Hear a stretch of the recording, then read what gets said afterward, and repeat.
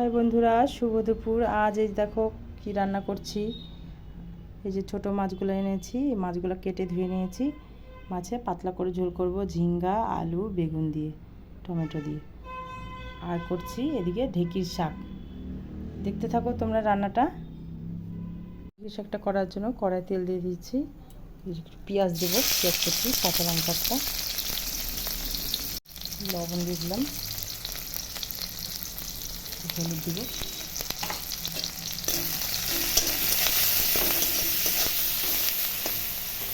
লাল লাল হয়ে গেছে। এখন ঢেঁকির শাকটা দিয়ে দেবো।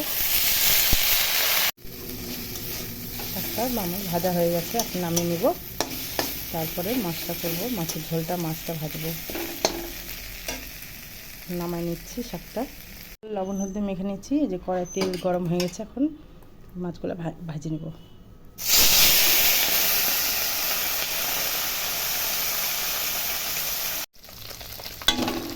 মাছগুলো উল্টা দিব, ভাজা হয়ে গেছে। এখন উঠে নেব মাছগুলো।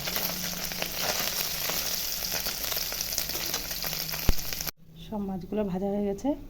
এখন ওই তেলেই শুকনো লঙ্কা, কালো জিরা ফোড়ন দিব ঝোলটা করার জন্য। একটু পেঁয়াজ কুচি দিয়ে দেবো।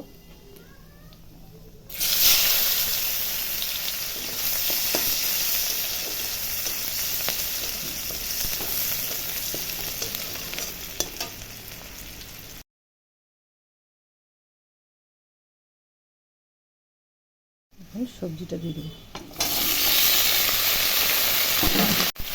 লবণ দিলাম,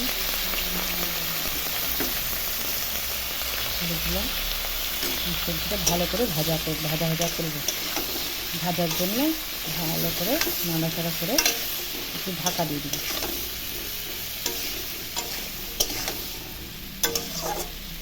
সবজিটা একটু ঢাকা দিয়ে দেবো। সবজিটা সেদ্ধ হয়ে গেছে। এখন যে একটু আদা, জিরা, লঙ্কা বাটছিলাম, ওটা দিয়ে দিলাম। একটু ভাজা একটু করে নেব। কষানো হয়েছে, ঝোল দিয়ে দেবো।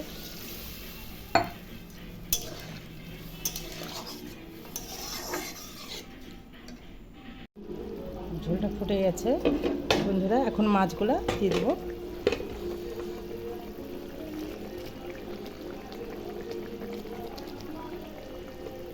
একটু পরে নামাই দেবো। গরমের দিনে এরকম পাতলা ঝিঙ্গা, বেগুন দিয়ে পাতলা ছোটো মাছের ঝোল খুব ভালো লাগে, তাই না বন্ধুরা, বলো তো?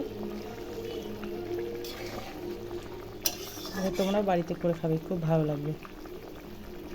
এই দেখো বন্ধুরা, আমার সব রান্না কমপ্লিট হয়ে গেছে। এই দেখো ঝোলটা হয়ে গেছে, এদিকে ঢেঁকির শাক, এদিকে ভাত হয়ে গেছে। তো দুপুরকার লাঞ্চ করে নিচ্ছি, তোমরাও করে নাও।